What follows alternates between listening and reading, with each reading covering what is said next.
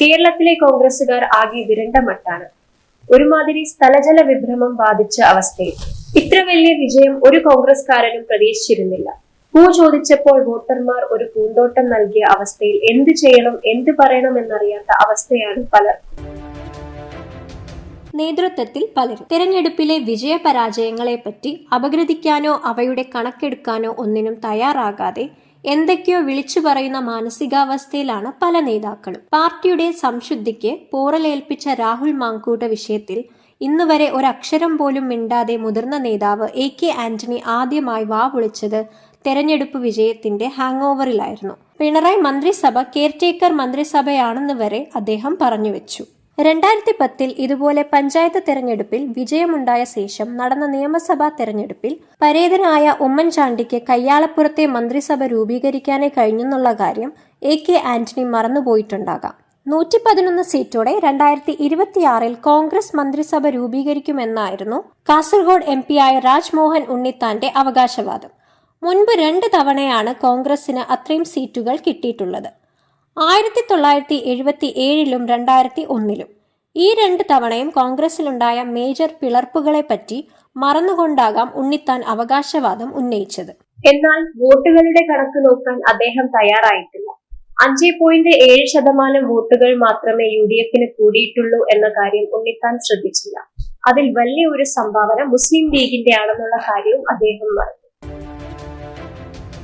80 നിയമസഭാ മണ്ഡലങ്ങളിൽ മാത്രമേ UDFന് ഭൂരിപക്ഷം കിട്ടിയുള്ളെന്ന കണക്ക് നോക്കാൻ അദ്ദേഹത്തിന് ഇതുവരെയും സമയം കിട്ടിയില്ലെന്ന് തോന്നുന്നു. LDFന് 10% വോട്ട് കുറഞ്ഞെങ്കിലും UDFന് അതിൽ 5% മാത്രമേ കൂടുതൽ കിട്ടിയുള്ളെന്ന കാര്യം പലരും ശ്രദ്ധിക്കുന്നുണ്ടെന്ന് തോന്നുന്നില്ല.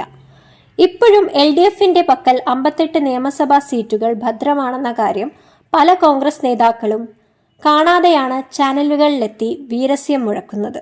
ഇതൊക്കെ തിരിച്ചറിഞ്ഞിട്ടാണോ എന്തോ KPCC പ്രസിഡന്റ് ചില കക്ഷികളുടെ നേരെ വശീകരണ പൊടിയെറിഞ്ഞിരിക്കുകയാണ്. KPCC പ്രസിഡന്റ് സണ്ണി ജോസഫ് ആദ്യം ഉന്നമിട്ടിരിക്കുന്നത് ജോസ് കെ മാണിയുടെ കേരള കോൺഗ്രസിനെയാണ്. എന്നും എപ്പോഴും അധികാരത്തിന്റെ പിന്നാലെ പായുന്ന ജോസ് കെ മാണി കേരള കോൺഗ്രസിനെ വലയിൽ കിട്ടാൻ എളുപ്പമാണെന്ന് കരുതിയാകും സണ്ണി ജോസഫ് ആദ്യം തന്നെ ഈ പാർട്ടിയെ ഉന്നം വെച്ചത്.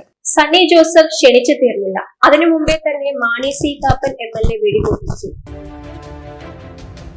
പിതാവിന്റെ നിശ്വാസങ്ങൾ ഉറങ്ങുന്ന പാലാ സീറ്റ് ജോസ് കെ മാണിക്കെന്നും മോഹമായിരുന്നു. പാലാ സീറ്റ് നൽകിയാൽ ജോസ് കെ മാണി ഒരുപക്ഷെ UDFൽ എത്താനും ഇടയുണ്ട്. പാലാ സീറ്റ് നൽകിയിട്ട് ജോസ് കെ മാണി ഇങ്ങോട്ട് വരണ്ടെന്നായിരുന്നു മാണി സി കാപ്പന്റെ മറുപടി. ജോസ് കെ മാണിയുടെ ആവശ്യം ഇപ്പോൾ UDFന് ഇല്ലെന്നാണ് ജോസഫിന്റെ പക്ഷം. കോട്ടയം, ഇടുക്കി, പത്തനംതിട്ട ജില്ലകളിലെ കോൺഗ്രസ്കാർക്കും ഇതുതന്നെയാണ് അഭിപ്രായമെന്നാണ് അറിയാൻ കഴിയുന്നത്. എന്നാൽ തികച്ചും സമചിത്തതയോടെയായിരുന്നു പ്രതിപക്ഷ നേതാവ് VD സതീശന്റെ പ്രതികരണം. ആരെയും ഞങ്ങൾ ക്ഷണിക്കുന്നുമില്ല, ആരു വന്നാലും നിരാകരിക്കുകയുമില്ലെന്നാണ് പ്രതിപക്ഷ നേതാവിന്റെ അഭിപ്രായം. എന്നാൽ ജോസ് കെ മാണി കേരള കോൺഗ്രസ് UDFന്റെ ക്ഷണം പാടെ നിരാകരിക്കുകയാണ്. UDFിലേക്ക് പോകേണ്ട സാഹചര്യം ഇപ്പോഴില്ലെന്നാണ് ജോസ് കെ മാണിയുടെ അഭിപ്രായം. അവരുടെ സംസ്ഥാന ജനറൽ സെക്രട്ടറി സ്റ്റീഫൻ ജോർജ് ഇത്തിരി കൂടി കടത്തി പറഞ്ഞിരിക്കുകയാണ്. അപമാനിച്ച് പുറത്താക്കിയെടുത്തേക്ക് ഞങ്ങൾ ഇനി ഇല്ലെന്നാണ് അദ്ദേഹത്തിന്റെ മറുപടി.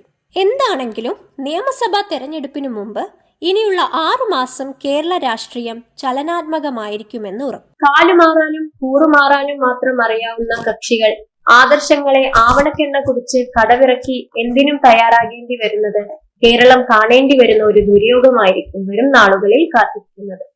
കൂടുതൽ വാർത്തകളും വിശേഷങ്ങളും അറിയാൻ village news web TV subscribe ചെയ്യുക, ഷെയർ ചെയ്യുക, ഒപ്പം കമന്റ് ആൻഡ് ലൈക്ക് ചെയ്യുക.